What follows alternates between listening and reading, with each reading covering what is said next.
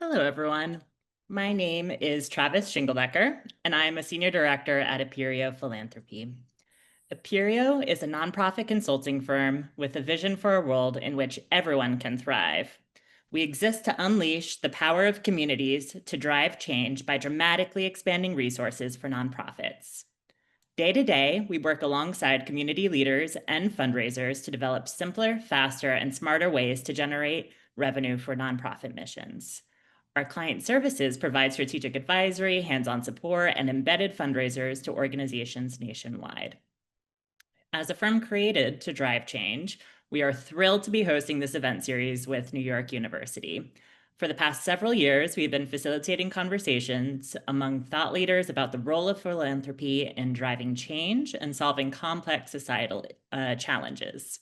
Today's event is a continuation of our series on expanding your donor community, where we'll focus in on the topic of collective giving. It's my pleasure to now introduce our co-host, Michelle D'Amico. Thanks, Travis. Hi, everyone. My name is Michelle D'Amico, and I'm the Director of Continuing Education and Public Programs at the NYU SPS Center for Global Affairs, or CGA. I'm delighted to welcome you to today's conversation on such a timely and important topic. Before I turn this over to our impressive speakers, I'd like to tell you a little bit more about the Center for Global Affairs. Since its founding, our goal at the CGA has been to prepare global citizens to make a positive impact in the world. We do this through a variety of activities, including our 2 graduate programs, one in global affairs and another MS in global security, conflict, and cybercrime. We also offer a wide variety of skills and knowledge-based continuing education courses and offer public events such as this that expand upon topics covered in our classroom. We are very proud to be home to the George H. Heyman Jr. Program for Fundraising and Philanthropy. Through our open enrollment courses, on-site intensives, and certificate in fundraising, we offer professionally oriented educational options for those looking to enter or grow within the fundraising field. Courses are taught by practitioner faculty who bring their vast experience, expertise, and networks to the classroom. We'll send out additional information about our programs following today's conversation, so please feel free to reach out with any questions you may have. And now I'm delighted to introduce today's moderator, Colvin Hedgepeth. Colvin is Director of Client Services at Aperio Philanthropy, where she supports nonprofits in building their relationship-based fundraising programs. Colvin is a career fundraiser fueled by connecting people to natural places and protecting our planet. Prior to joining Aperio, Colvin worked at organizations such as Colorado Outward Bound School, Blue Sky Fund, and the United States Olympic and Paralympic Committee. She also serves on the board of the American Hiking Society. And now, without further ado, I'd like to turn this over to Colvin for today's discussion. Thank you so much, Michelle. And hello, everyone. Really excited that you all are joining us for this conversation. As we all know, in today's landscape, many nonprofits are thinking about their revenue strategies with fresh eyes. Some are working on retaining loyal donors, some are looking for new donors, and almost everyone is thinking about diversification, sustainability, and resiliency. Really, what everyone is asking is, where are our people?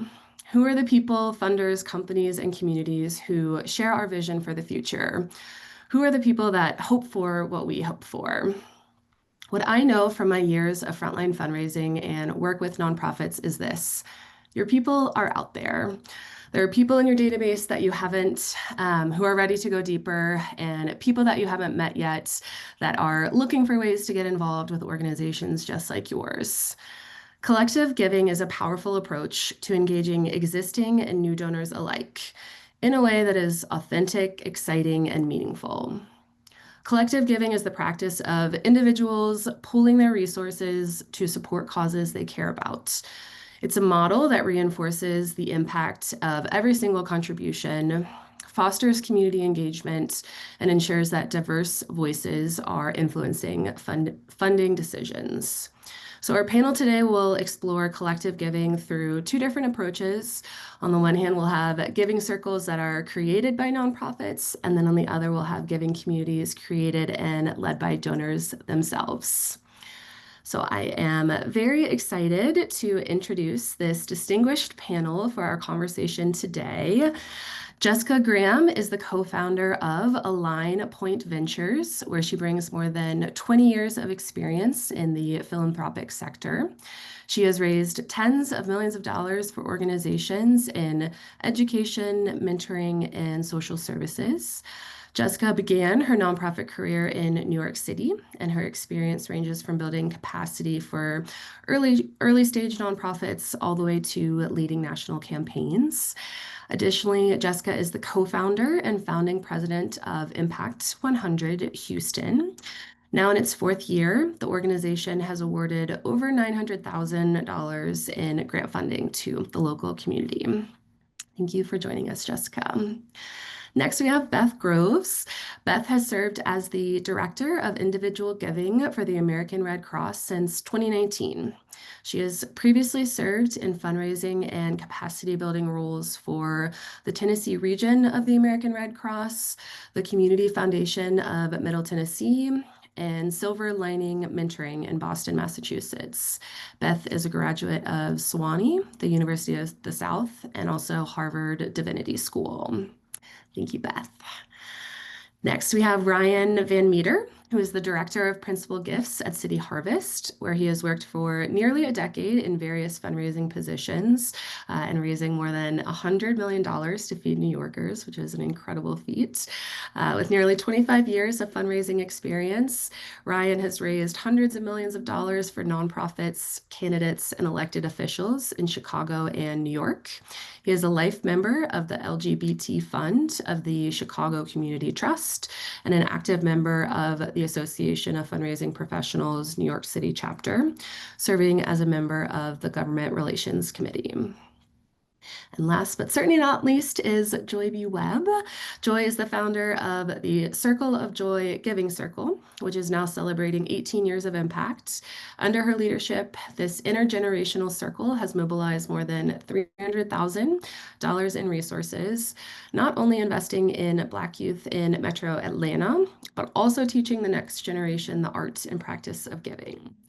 Through her work with Community Investment Network, Joy has been at the forefront of collective giving, helping organizations across the country channel more than 15 million into communities of color. Thank you all for being here, and I'm so impressed by the expertise that you are bringing to the table. To get us started, I would love to talk about the lens each of you is bringing to our conversation today. So from your perspective, what is collective giving and why does it matter? We're going to start with Joy. Hi, everybody. Thank you for asking that question. Collective giving to me is about community power in action. It's when people come together, they bring their time, their talent, their treasure, their truth, and their testimony. I can talk about a lot of T's, but that's enough for now. And they pull their resources to go toward the causes that they feel are necessary. So it's not about isolation. It's not about an individual person. It's about the collective. And for me, it matters because it shifts that narrative of what philanthropy is. It's no longer a wealthy individual or reserved for the wealthy or the institutions. It becomes something that everybody can participate in. So it's for everyday people doing extraordinary things. And it allows people to see themselves as philanthropists, as decision makers, as change makers for the community that they can build trust with and build relationships with. And so that's why I think it's important. Thank you so much, Joy. And I'm sure that perspective of just donors really having a role and a voice is something that is so needed in today's current landscape. So I would love to hear from Beth next on your perspective. Sure. Joy said it so well. I'm bringing a couple of lenses to today's conversation. So first, through my current seat as Director of Individual Giving at the Red Cross, from which I have the privilege of supporting a network of loyalty circles and affinity groups. My other lens is as a former staff member of a community foundation that had a number of collective giving groups, a women's fund, a group of young philanthropists called the Tomorrow Fund, and other kind of caused-based collective giving groups. And in each of those experiences have found that collective giving not only bonds individuals to an organization or to a cause, but to one another. And those bonds matter. They're what really build strength and staying power and provide additional supports of connection that can outlast the churn of staff turnover that those of us who are within a nonprofit know very well. That's a real challenge for development offices. So in that way, collective giving really is a force multiplier and shows greater impact than any one of us alone as philanthropists or as staff members or as volunteers can create alone. Thank you, Beth. I love that phrase, force multiplier, as it relates to collective giving. Jessica, would love to hear your thoughts next. Hi, thank you so much for having me. I think that, everything that has already been said, and my lens really comes from my experience working for nonprofits, and then also starting Impact 100, so starting a giving circle here. And in addition to democratizing philanthropy, I think it's an opportunity to bring people to help educate donors about the nonprofit sector, and also to build trust between donors and the nonprofit sector. So really it's, everything that's already been said, and education. Absolutely. Thanks, Jessica. All right, Ryan, round us out.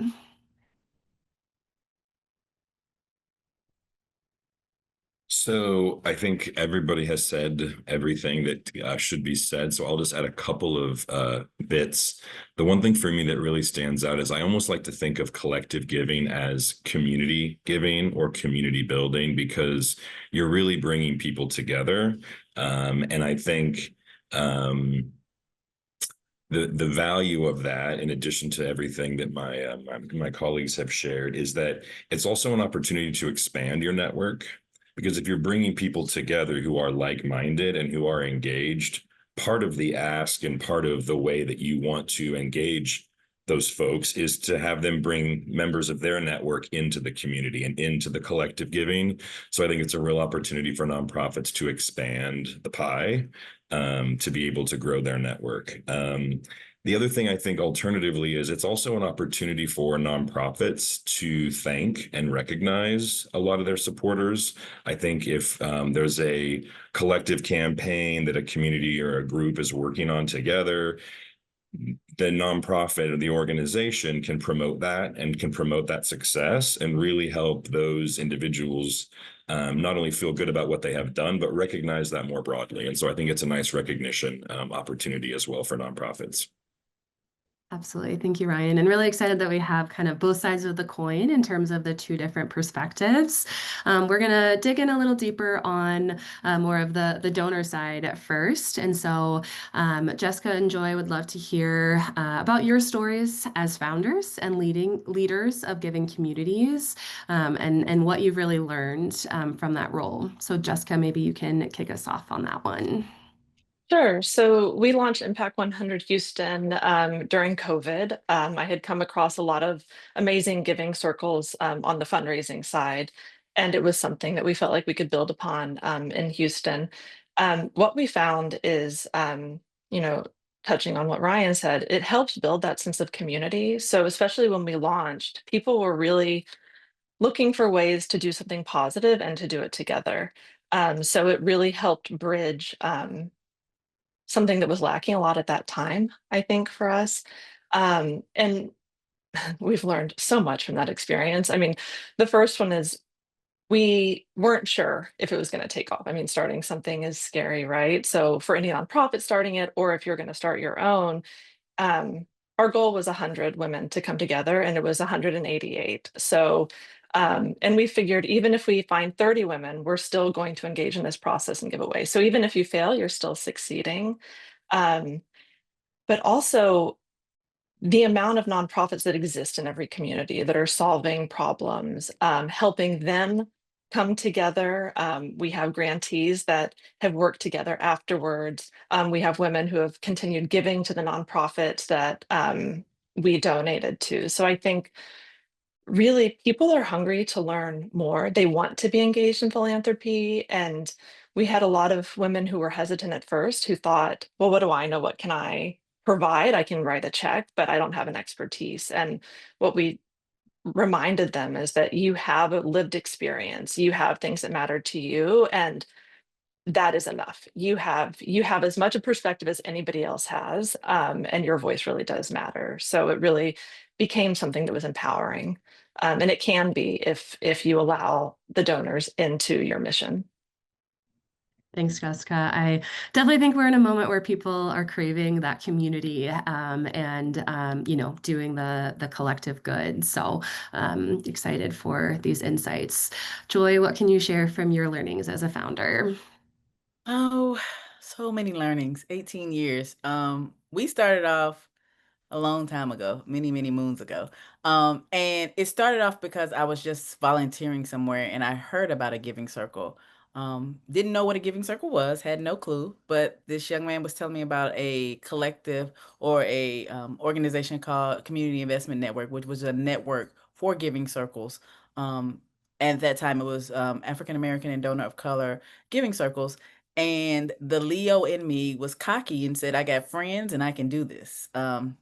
I probably couldn't even pronounce the word philanthropist like off the tongue at that point. But I had grown up in a community where we were always giving, and I thought, you know what? Let's look at this. I know that the corporate America job that I have to give a certain percent to some organization, and I have no idea what they're doing with that. What would it look like if I was intentional and I was strategic with a collective group of people? So some of my friends and family trusted me way back when and were just like, okay, Joy, we're gonna roll with you. We don't know how long this is gonna last. And now 18 years later, here we are. But um had the opportunity to meet some people in that network, the Community Investment Network, which was great because they already had a structure. They already had people who were doing it in other cities besides Atlanta. And so I was able to use those resources and meet friends, like-minded people to see how they were doing, what was working for them. So I didn't have to reinvent the wheel, which was not something I was trying to do anyway.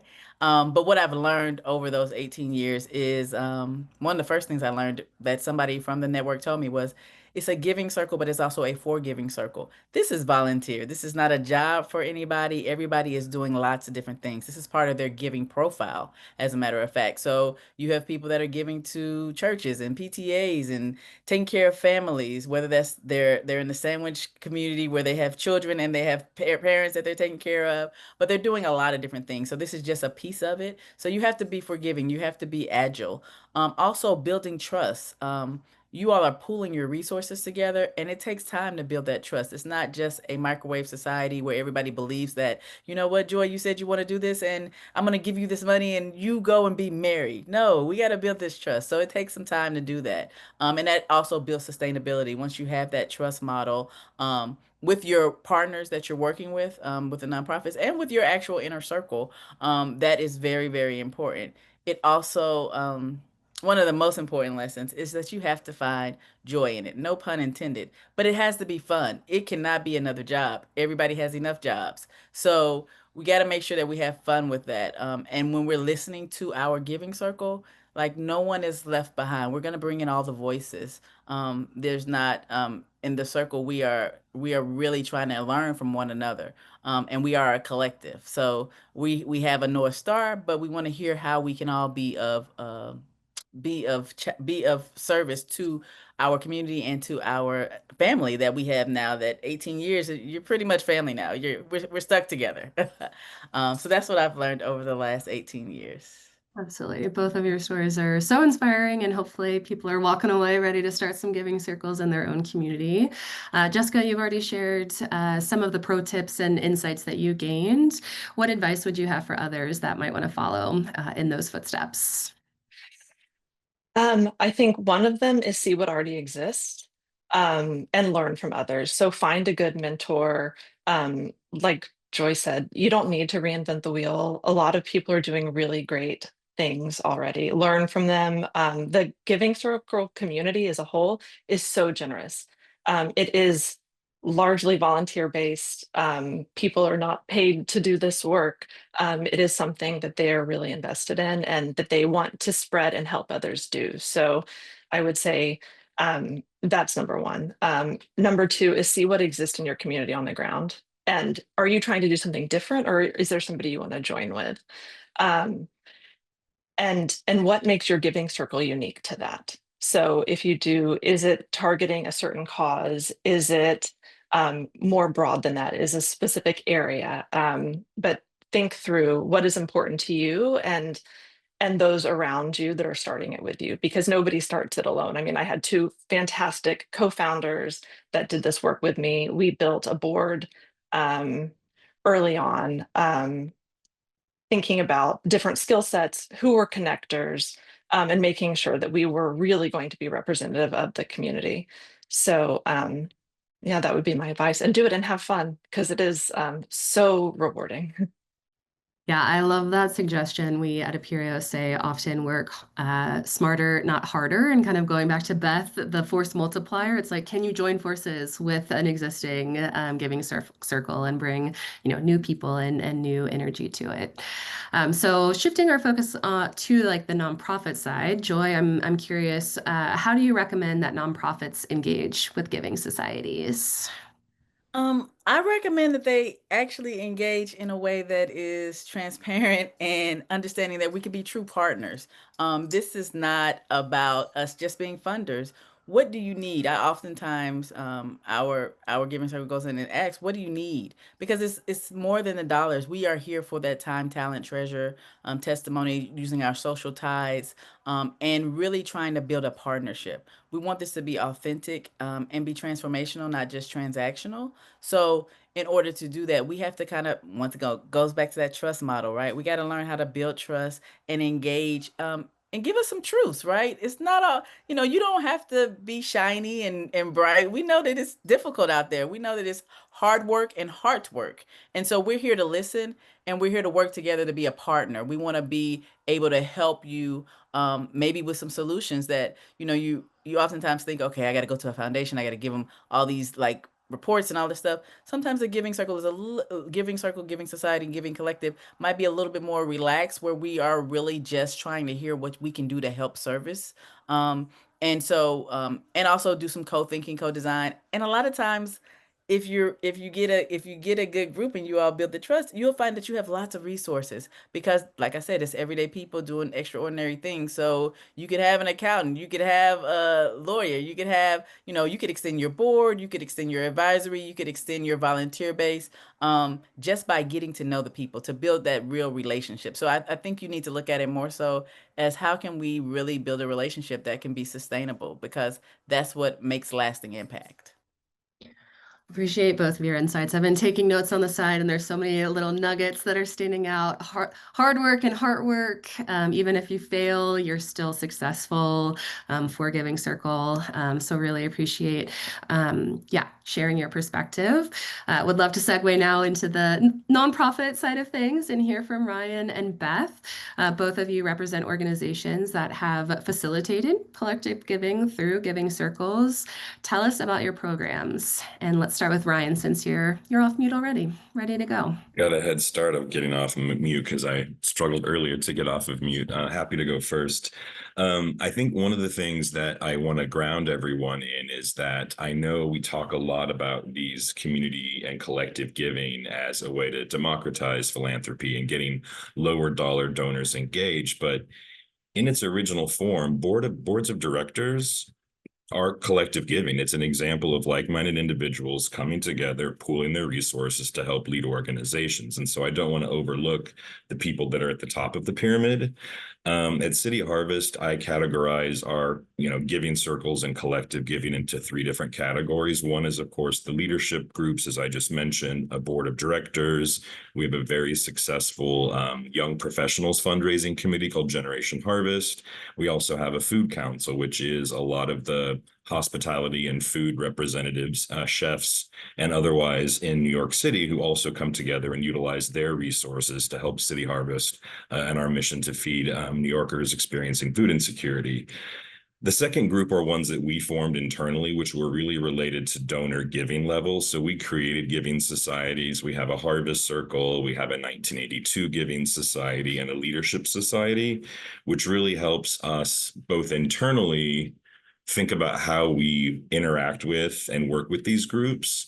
But more specifically, back to what I talked about earlier, it's an opportunity for us to recognize those donors. And so we have special logos and special letterhead that we use for those giving societies when we communicate with those donors. We also have maybe like an annual reception, or we'll host volunteer opportunities at our food rescue center where members of those committees and their families can come out and volunteer. So again, it's them with their peers coming together.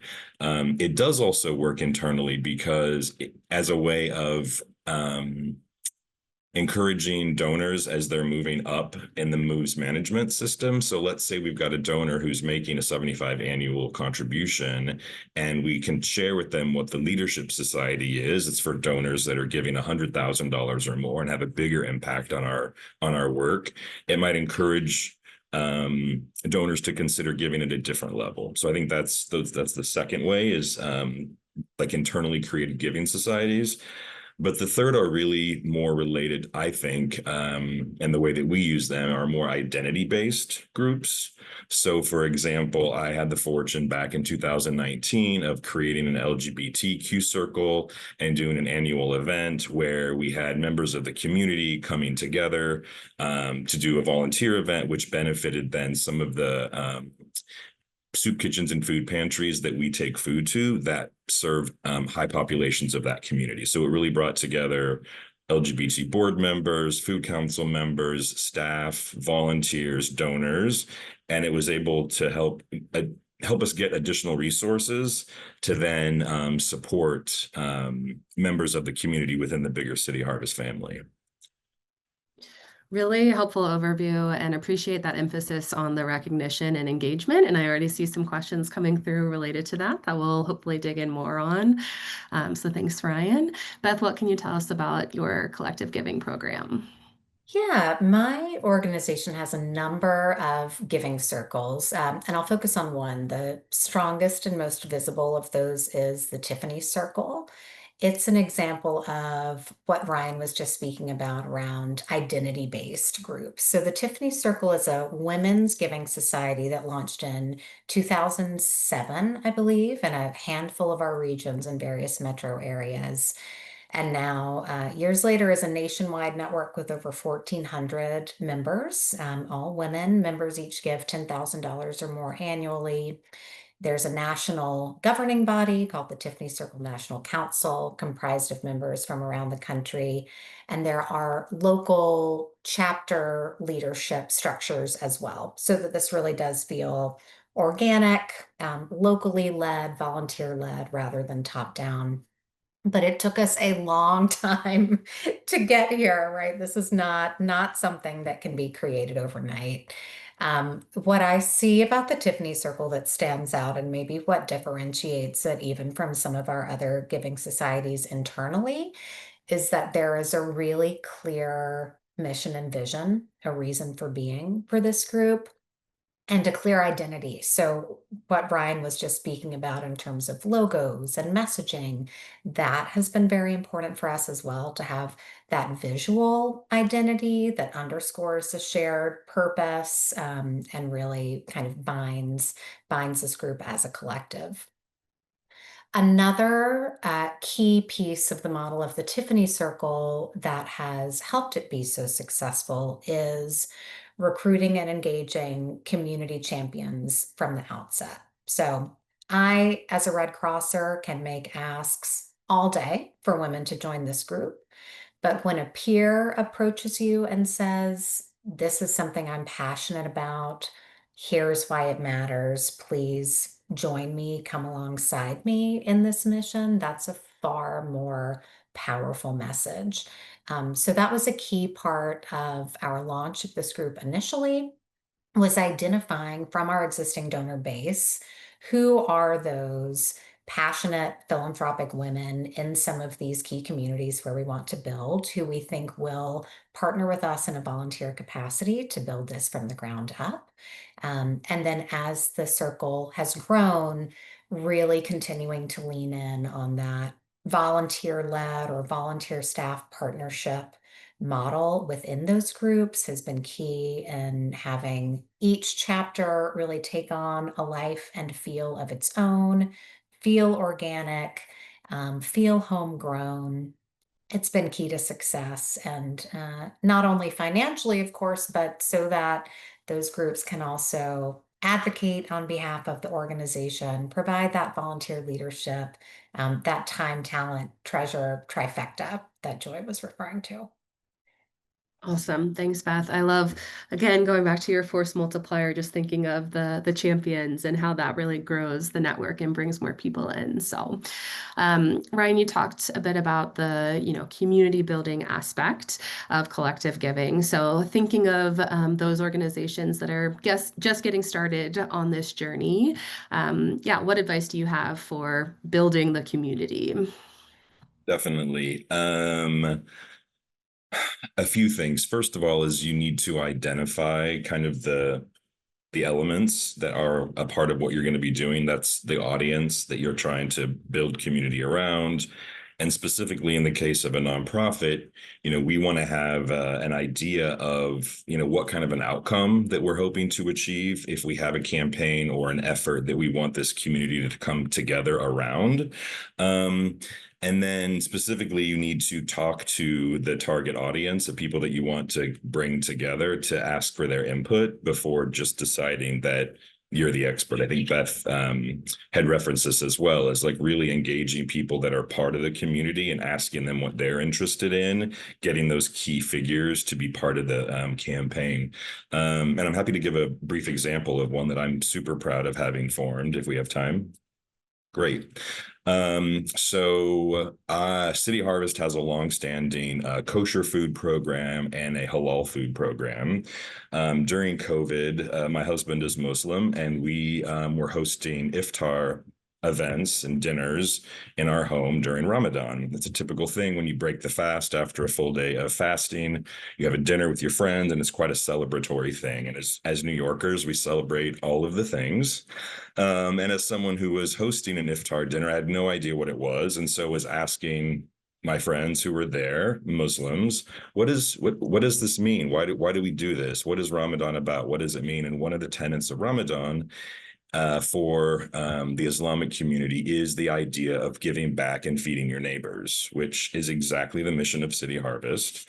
And so someone suggested, well, why doesn't City Harvest do an iftar fundraiser and do some work and bring that community together? So I went back to the office and spoke to my colleagues who were doing work with our halal food giving program, and they said that there was a definite need for more halal proteins, which are very expensive typically and are tough for us to get donated. Typically, City Harvest, we rescue food that would otherwise go to waste, and so it's all donated. But to get donated halal protein is pretty challenging. So we have a Muslim husband, Muslim friends, a Muslim board member, a Muslim Generation Harvest member, and Muslim members of our food council. And I brought them together and said, what should we do? What can we do? And so 4 or 5 years ago, we had our first iftar fundraising dinner. With the input of that community, we're able to raise $50,000 to purchase halal meat that we were able to get to families before the end of Ramadan. And it had a huge impact both on growing internally, City Harvest's focus on halal community, but also helped us diversify our fundraising base because we got a lot of new people who were coming to the table to help City Harvest, who before knew that we were doing important work in feeding all of New Yorkers who are hungry, but really honing in on some of those specific communities can really help to kind of coalesce and bring communities together to have them not only wanting to continue support you, but support you at a higher level if they know that their resources are going to something that they specifically care about. And so 5 years later, we're still continuing with an annual event during Ramadan. We've been increasing the amount of food that we're sending to halal serving agencies all around the city. And we have a great, fantastic community.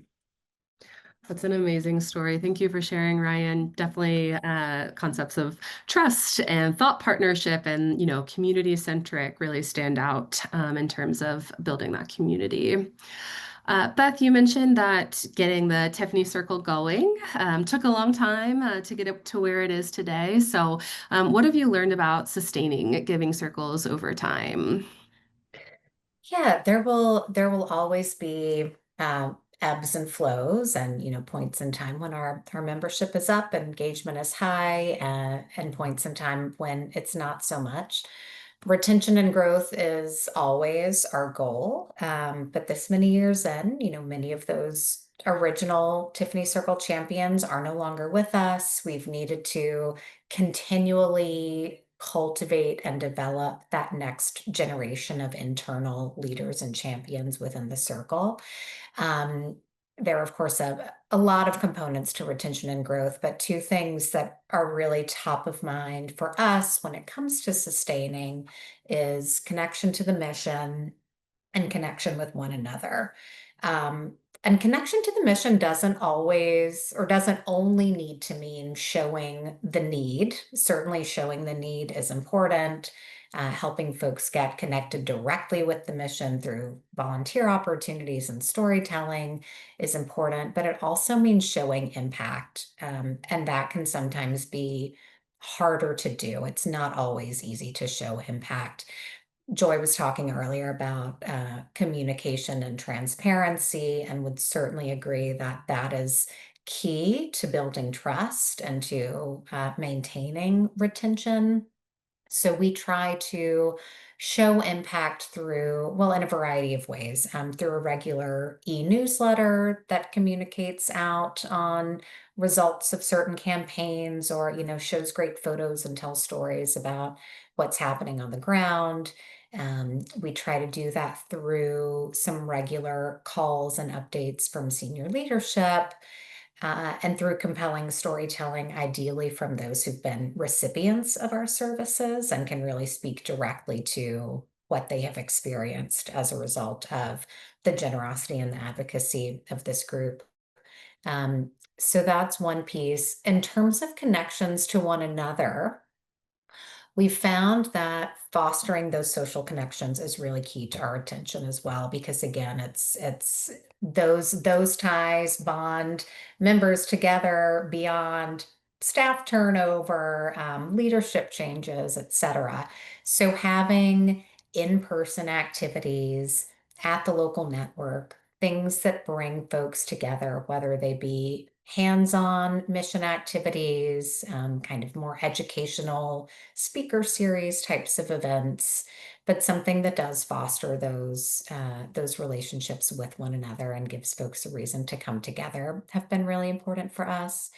Every other year, we have a national in-person Tiffany Circle gathering. It was last week in DC, so I feel like I'm still recovering. So this was an in-person gathering of nearly 400 of our members who came together for a full weekend of engagement. It was incredibly inspiring, but it certainly doesn't need to be on that scale, right? Like any kind of regular opportunity to come together to help maintain those social connections as a group, and underscore kind of the unifying themes and shared passions, whether that's at somebody's office, at someone's home, helping to build that community and share impact are both key for us. Amazing. I know that the engagement opportunities is kind of top of mind for people, so I appreciate you sharing all of the ways that you're building that connection to each other beyond just the mission. Back to Jessica and Joy. I know that I believe, Joy, you've mentioned the 5 T's a few times. So we hear from donors often that they want to contribute beyond just treasure. So I'm curious to hear from you all. What kind of experiences or opportunities have you found most valuable? And then where would you recommend that nonprofits spend less time and resources in engaging their donors?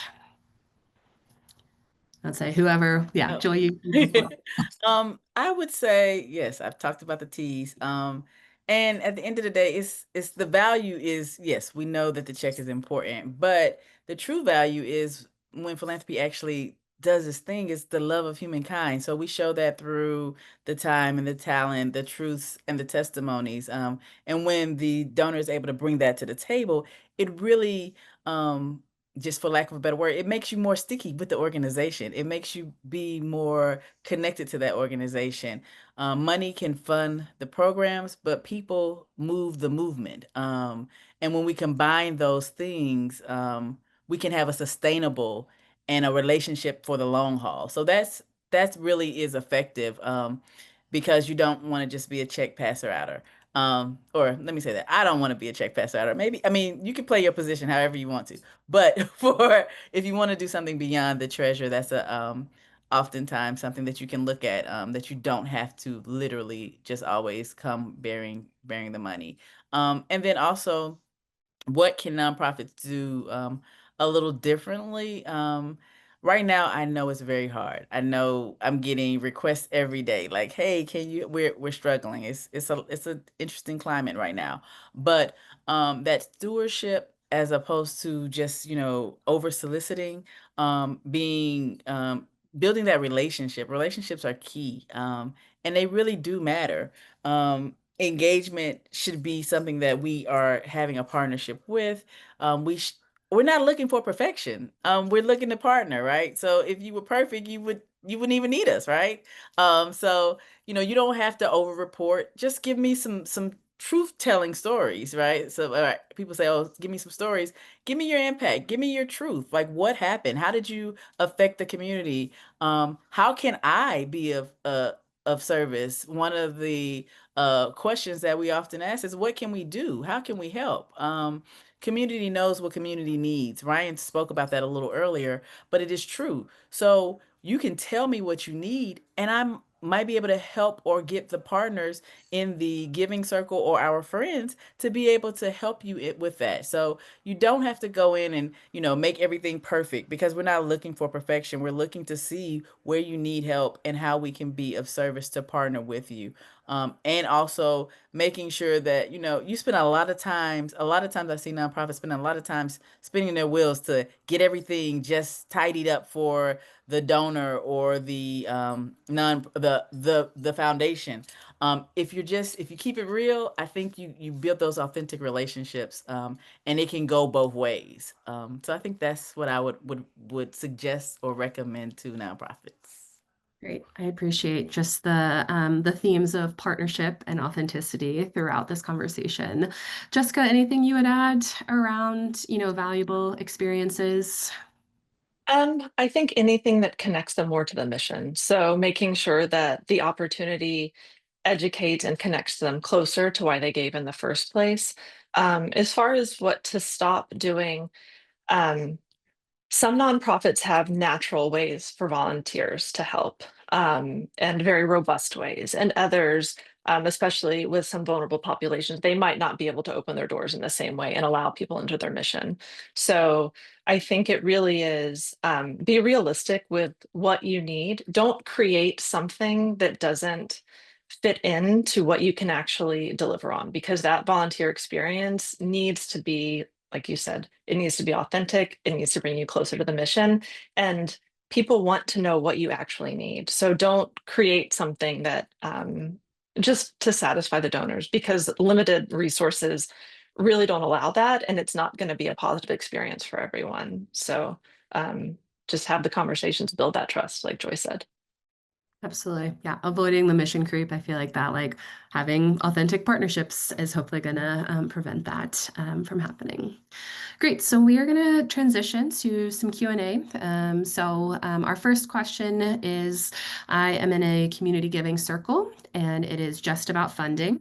I would love to see us do more together and in serving the nonprofits outside of our quarterly giving. Any advice on how I can ask the leaders of the circle if we can try to incorporate more of this? So I might direct this to Joy or Jessica and see if you all have any thoughts on how to navigate that. Um, I would say just ask. I would say, I mean, you're part of the giving circle. I don't know the giving circle, but from a hierarchy standpoint, I mean, it's our members ask us for what they need. They're part of it. We all give the same amount. We all give our time. Um, I think that, just keep pushing the conversation, talk to other members, and look at the nonprofits you're supporting. What might be some things that they need? Make that suggestion. Maybe if there's more of a direction, if you're coming with a solution, I'm not saying talk to the nonprofits directly, but if you look at ways that the giving circle could be more involved and then go to the quote unquote leadership with that, they might be easier for them to put together, or tell them you want to volunteer to at your giving circle to lead the volunteer efforts with the nonprofits. Because that is the one thing I'll say, that because everybody's a volunteer, it helps if you come with a solution sometimes, or at least a direction, or offer to give your time to help solve the problem, even at the giving circle level. Absolutely. Any other thoughts, Joy? I would ditto all of that. Another thing I would say is, maybe they're not aware that other people are doing that time, talent, treasure thing. So as we talked about, the Giving Circle community is huge. There's a whole directory of people all over the world that are doing the things. And so as you're talking about how you want to volunteer, because that's also a leader might be like, look, I don't have time to do this. So maybe they need that for you to step up. But you also can say, hey, and look at this model, and this circle did this and this did that, and they had great they were able to be sustainable, they were able to get multi-year or get some more collaboration. You can share some stories that other circles have experienced, and that might also help. Amazing. Thanks, Joy. Our next question is, do you have any suggestions around branding a general operating support focused giving circle? So this is like internal at a nonprofit. These are the funds that they need most and aren't as exciting as the program specific funds. Any thoughts on that? Well, we give unrestricted funds, right? And so it goes to general funds. It goes to keep the lights on. It goes for whatever they need to make happen. And that's just part of the beginning of. We know that, there are a lot of grants that are very specific. And so we wanted to be very intentional and say, hey, what do you need? Do what you need to make sure that you can continue to get the solutions for the community that you're trying to serve. So I mean, I think you could be very, very specific and say, hey, we're going to do general, and you can just do it like that. Yeah, we're the same. All nonprofits. Thank you, Joy, for that approach. And I think that's where the trust and education comes into it, because we're the same. We offer unrestricted giving. And it can be hard because we will have members that join and say, but then we don't know where it goes. And it's that constant education and conversation and building that trust with the nonprofits. But don't not do it. If that's what you need, then you have to keep telling them, the donors that's what you need, and they'll get there with you when you have that relationship. I'll share along those same lines that for us, coming from a nonprofit and thinking internally, we position those unrestricted funds as our where it's needed most bucket. So we really communicate, when we're talking about unrestricted donations, we're selling the entirety of our mission and the fact that those dollars will be directed to the most important need in any given moment, which could be, one of many things. But we really do try to communicate around unrestricted funds by connecting them to kind of the urgency of the need for funds that we can redirect in a very nimble and fluid way, and how important it is for us to have partners, philanthropic partners, who prioritize that kind of trust-based giving. Love that framing. Ryan, I saw you come off mute. Anything to add? Yeah, I mean, everybody has said a lot of the same things, but I think one thing is to find other ways to package your general operating in a way that highlights maybe some of the things that you do that are community specific, but at the same time asking for those funds in an unrestricted manner. So for example, a lot of people come to City Harvest and say, hey, like I want to feed kids. What can I do to feed children? Well, at any of the places, food pantries, soup kitchens, mobile markets, community distributions where we're giving children or we're giving food, the families that pick those up include a lot of families with children. That food is going to children. It's not a specific program. But again, our food rescue and delivery work is our general operating support work. It's our bread and butter. but it does impact and help to feed children. So I think it's just part of how you communicate and articulate your request and your proposal and share stories about how their general operating support does do all of these things, similar to what Beth was sharing.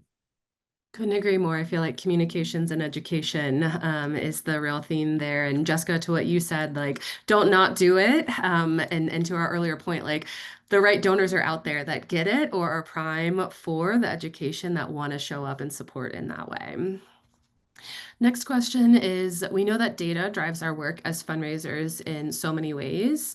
In your experience, how can collective giving data contribute to getting to know your donors better?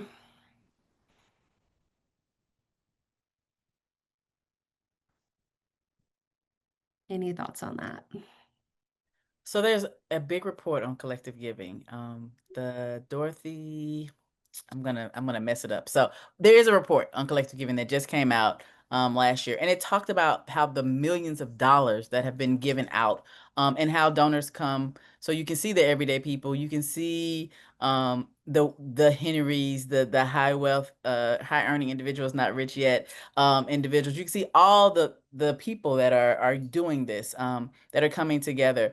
So there is data out there, because the world of collective giving is getting bigger and bigger. More people are doing more reports on it. So I think that sharing that is important. I think that also, connecting them with resources, right? There is a whole network, philanthropy together, that was definitely Giving Circle networks came together and formed this bigger entity called Philanthropy Together to help support giving circles, and giving collectives, to be able to find out more information, to be able to push the agenda to make sure that the world comes together and, saves the world together, because we are we get. And so I think that, sharing and exposing the donors to that, also allowing them to be able to get connected to those types of organizations, so you don't feel like, oh, I'm on this island by myself.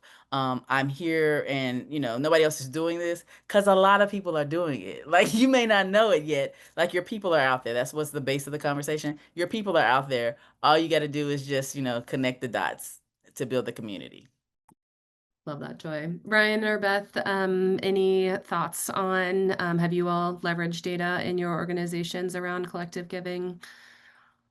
So I think there's a couple different things. One is that definitely, I think that as we talk about, and just from a fundraising perspective and a moves management perspective, like utilizing wealth data and giving history of individuals to find out, to maybe help identify the people that should be a part of a giving society or giving community, but then also to help identify where people should be in your giving societies. If someone's, we have a lot of people, the number of billionaires who have sent a $25 or $100 check to City Harvest, it will literally blow your mind when you think, wow, that person like just sent us $1,000, but they're worth $5 billion. And so I think, understanding and knowing who your donors are so that you can make the right requests. I mean, I think that's a big play now with direct response and direct mail programs, is that you want to ask people for an amount that is the right amount for them. And I think the more you know about your donors with data can really help support that and have you make better asks to get better results. Yeah, totally agree. We use that data a lot in identifying appropriate ask amounts, appropriate engagement opportunities, who might be a prime candidate for our legacy society, which is the group of donors who have agreed to support us in their end of life plans, their legacy plans. On kind of a more macro level, we're looking at our internal donor data to help us realize things like the fact that we do need to be recruiting younger women to be a part of this group. So as we look at, kind of the median age of some of to just go back to the Tiffany Circle example, but this extends well beyond that. But, the median age of the donors in this group kind of where they are in terms of their life and their wealth. We know that we need younger members, these young women who are set to inherit a significant amount of money in the great wealth transfer that is beginning. We're looking at demographic details, we're looking at wealth, we're looking at age, all of that data to help us determine kind of our larger strategies for retention and engagement. Super helpful. Brian, did you have one last thought? I had one last thought, which is also I encourage everybody, giving circles and nonprofits to collect data. I think that there's a lot of things either in surveying the people that are part of your giving circle, asking what other organizations they support, and to get more information from them. What are their preferences in terms of communications? A great one. I don't want to call it a mistake because it wasn't a mistake, but we did get some feedback when we created one of our giving societies many years ago where, we created this donor packet of information and we had these City Harvest pot holders made and sent them to everybody as a thank you. And we did get at least half a dozen people that reached out to us and said, look, I don't want you to spend my donation dollars on this stuff. Please don't send me anything. And so that's information that we track about our donors. And so I don't send printed mail or, tchotchkes to people that have said that they don't want it. And again, as I said earlier, really engage your donors and ask them the questions before you do it. It would be terrible if you spent money to create a thank you gift or something and send it to a donor and have them be offended or upset by it. So I think asking the donors more information and then tracking that information and data is super critical. Couldn't agree more. And thank you all for these great insights and recommendations and for the thoughtful questions that you all submitted. With our last few minutes, just want to do one more final question to our panelists to wrap up. So in one sentence, what is the biggest takeaway that you would like people to walk away with? So Jessica, I'll start with you. I think that sometimes it's hard for nonprofits to be truthful with donors because of the power dynamic. And I would say be truthful with donors in a way of what you need, not like they're hiding information, but it's hard to say, this is what I really need. This is how you can really impact. But tell them what you need. They will show up for it. They want to hear it. So be forthcoming with what it is how they can help. Absolutely. Joy? Because collective giving is my jam, I'm going to say that collective giving is an invitation. It's an invitation for you to see yourself as a philanthropist, for you to move beyond the transactional to transformative, and for you to do it hand in hand with your community and the community that you want to serve. Love that. Thank you. Brian? As a fundraising professional, my motto always is ask, ask, ask. You have to ask people to give if you want them to give. But I think even more than that, as I've stressed today, really talk to the donors and engage the ones that are there. Ask them questions, ask them for information, ask them for their input and thoughts, because they may have the answers that you're looking for. That's great. Thanks, Ryan. All right, Beth, round us out. My sentence would be engagement equals retention. Love that. Involved with the mission. Short and sweet. Thank you so much. Well, first, I want to thank you so much to our wonderful panelists for joining us today and all of your really insightful, stories and advice for collective giving. And thank you to everyone that joined today. There's information in the chat for future events. So thank you so much for joining today, and I hope you all have a great rest of your day. Thanks, everyone. Thank you so much. Thank you. Thanks so much, everybody.